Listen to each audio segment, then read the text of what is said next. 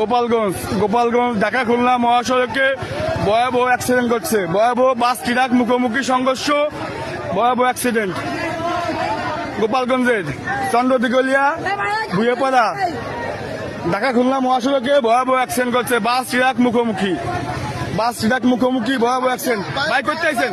Driver ভালো ছিল, আমি আব্দুল্লাহপুর থেকে উঠছি। ড্রাইভার না প্রথমেই কমপ্লেন করছিল সোহাগ কাউন্টারে, আমাকে সোহাগের কাছে কল দিছিল, বলছে ড্রাইভারকে ঠিকঠাক মতো চালাচ্ছে কিনা।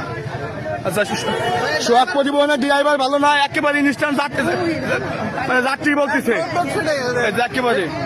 মাঝখানে ছিল ঢাকা খুলনা মহাসড়কে ভয়াবহ অ্যাক্সিডেন্ট। ঢাকা খুলনা মহাসড়কে